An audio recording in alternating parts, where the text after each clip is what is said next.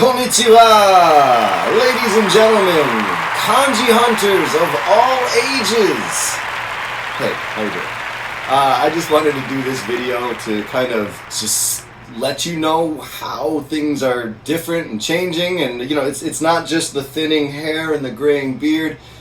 Lots of stuff. So today in this video, in addition to having some natural light and not using the green screen, I thought I'd just kind of tell you why I think you should learn a second language.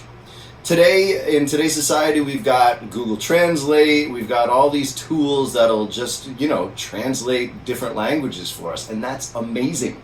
I actually love it, and I use Google Translate as a tool quite often, actually. But learning a language is a completely different thing, and it is really good for your mind. I think so anyway, and I believe there's research out there as well that says the exact same thing. So anyway, just to tell you a little bit about my journey. Until the age of 25, I guess, I lived in America. I lived in Syracuse, New York, is near my hometown and the closest city to my hometown. And I was your typical American. You know, I got in lots of trouble going to high school, but you know, nothing too crazy. But as far as language goes, I was like the majority of Americans. I only spoke English. And I was of the mindset that, you know, well, English is the global language, so therefore it's best that I speak English and everyone should accommodate to me. That's one way to think about the world, sure. But you're really limiting yourself. Basically, when I was 24, I guess, my dad took me on a kind of congratulations for graduating university trip, and we went to Mexico City. He's like, where do you want to go? And at the time, I was planning on becoming an archaeologist. My whole, you know, career path was to do archaeology. So I was like, let's go to Mexico City. Let's go see the Temple of the Sun and all that kind of stuff, Aztec stuff. I was really into it, and we had a great time. But that's kind of a side note. One of the things that happened on that trip, two things that happened. One, when we were in the city of Taxco, spelled T-A-X-C-O, I think. Anyway, Taxco. It's spelled, it doesn't sound, anyway. When we were in Taxco, there was this really old church that we went to that was built by the Spanish. And the tour guide couldn't read the Latin mural on the wall. He was telling us about it. Oh, we heard that it says this, that, and the other thing, but we've kind of lost the ability to read this Latin. My dad was a Catholic altar boy when he was a kid, and he went to Catholic school. So at that time, in Catholic culture, you had to learn Latin if you were going to kind of work within the church. So my dad, to this day, can still read Latin. So he knew what it said. And so while we were there, he translated the Latin for the tour guide. And the tour guide's sitting there taking notes so he could, you know, better do his tour in the future. So I was like, wow, look at that. Dad can read a second language. And then when we were coming back, we were in the airport, and in the airport there was a French woman who was, well, one of the things, we got all moved around. You got to go this way to this exit, this terminal, and so all the passengers were getting moved around, typical airport stuff. But this French woman was like, hey, do you guys know where I should go, what I should do? And we could tell by her accent that she was French, and my dad starts speaking French. And I knew he could speak French, but I had never heard him have a conversation with a native French speaker. And I gotta say, when I was in high school, I had to study French with my dad, and it was complete torture. I hated French because I had to study with my dad. But anyway, that's a different story. So those two experiences in that trip kind of got me thinking, wow, I really want to try learning a second language. I was very impressed by my father being able to do that. So, got back to home and was doing my career path of archaeology, but then the American economy, about 20 years or so, kind of started tanking, and I was not doing what I wanted to do. I wasn't getting those phone calls to go do archaeology, so I was doing landscaping with my friend, and landscaping's cool. I love being out in the garden and working with my hands and stuff, but it wasn't what I wanted to do as a career path, and I really wanted to get out of my hometown, which is outside of Syracuse, very small rural town, and great place, but when you're early 20s, it feels constrictive. So I kind of wanted to do something else. I just knew that I wasn't happy where I was, and so I was looking for something to do, and the friend I was working with just randomly said, "Hey, did you know you can go to Japan and teach English even if you don't speak Japanese? You just have to be a college graduate." And I was like, what? And so that got my wheels turning, and I went in and I typed in online, teaching in Japan, and the what do you call it? The English Conversation School Nova came up, and so when I first came here, I was a Nova teacher. But that's what set me on my path. I just was like, well, let's try this for a year. Let's try working in another country, and while I'm there, I'm really gonna learn the language. And apparently, some people told me at the time the only way you could fail the Nova interview was to tell them you're interested in learning the native language of Japan. The reason is knowledge is power, and I can tell you more about that later. So basically, when I went to the interview, I just want to travel, spend a year abroad, whatever. And I left out the whole point that I really was interested in learning a second language. And so I, got everything in order and ended up coming over to Japan. And so, I got here, started working my job as an English teacher, and also found a private teacher, a private tutor, and, started doing my best to learn Japanese. And it's not easy. Learning a second language is not easy, but the benefits are amazing. So anyway, after a couple years of, working with a private tutor, and just doing my best to study cards and anything I could get my hands on, textbooks and whatnot, and then I eventually decided, well, why don't I go for a higher education, right? And so I applied for the master's program at Sheffield University in Japanese language and society.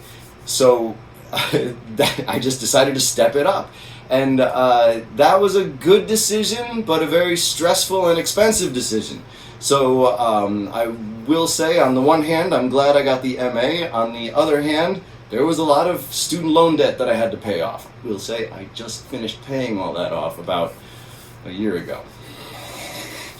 So anyway, I got the MA, and while I was in the master's course studying Japanese, I learned a lot of stuff. It was online. The school was in the UK, and I did my learning distance learning, right? So I had lots to read, lots to study, and I had to do writing practice, and I also had a teacher who I would meet online and do little lessons about once a week or a couple times a month.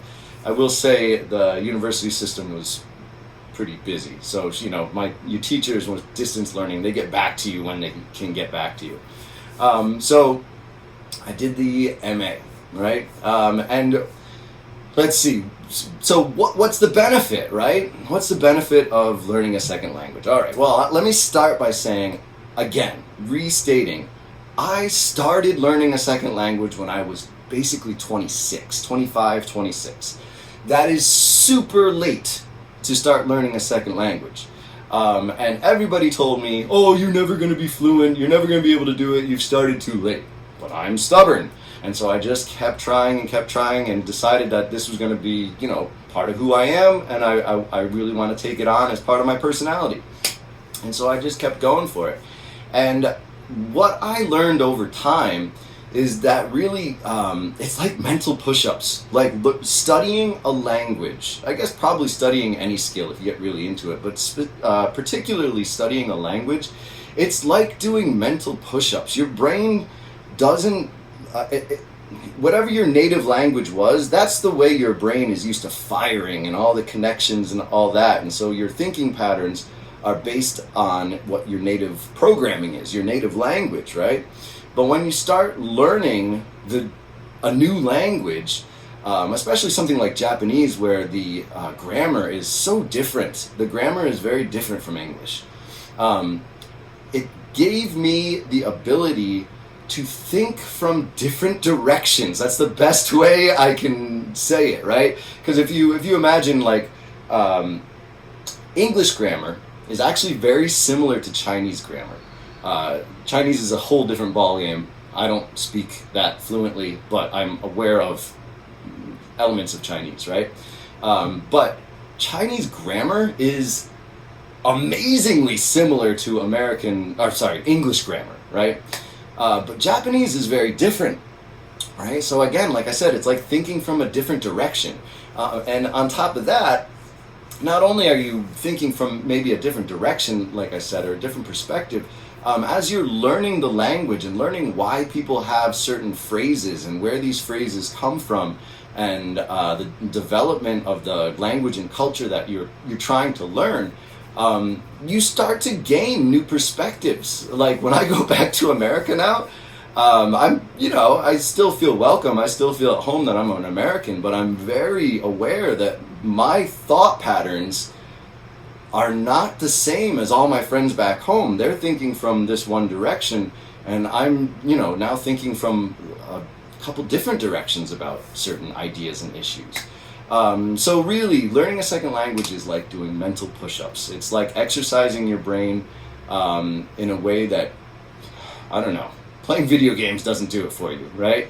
Reading is amazing for your mind. Reading in your own native language. Everybody should be doing that anyway. But then when you start taking on the idea of reading in a second language, beyond just reading stop signs and stuff, when you start to try to read, conversations and literature and stuff like that, it starts to build your mind in a new way. It starts to structure your mind differently.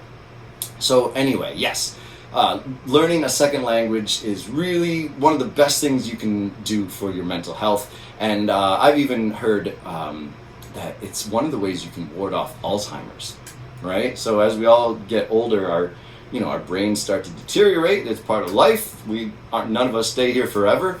But I've heard that one of the ways you can kind of ward off Alzheimer's is to start playing with a new language, or if you spoke a language when you were younger, if you used to use a second language when you were younger, start trying to read and converse and play with that language again now that you're older. So anyway, again, I can't say it enough. I think learning a second language is one of the best things you can do for your mental health. And with that said, don't forget, Kanji Hunter is a thing. Kanji Hunter is an official business now. I'm all signed up and registered with the Japanese government. So I got to do taxes and all that stuff. Good times. But Kanji Hunter is officially a business. So if you're interested in any Japanese translation services or learning Japanese, doing online lessons or anything like that, send me a message and we'll talk about it, try to work something out between our schedules. And yeah, so Kanji Hunter's a thing. Look for more news about that. I'm going to be putting up another video about a manga, a Japanese comic book that I like, later today. And yeah, so that's it. That's it for this video. That is why I think you should learn a second language. Doesn't have to be Japanese, but I definitely recommend Japanese. Anyway, so thank you very much. Don't forget to comment below. Tell us anything. Tell us your thoughts. If you speak a second language, tell us what second language you speak. And please like this video, subscribe to the channel, and hope to see you more in the future. ありがとうございました。またね